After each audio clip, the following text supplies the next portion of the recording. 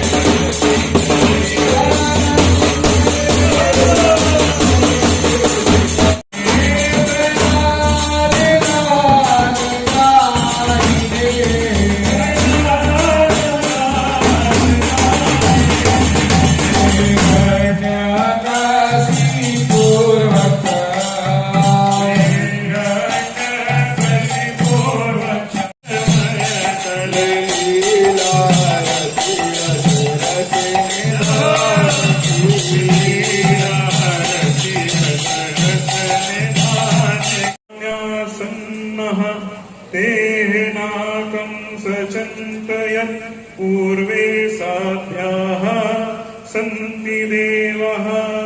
ॐ राजाधिराजाय प्रसन्नाय महाराजाय नमः। ॐ श्रुत विश्वसतो मुखो विश्वतो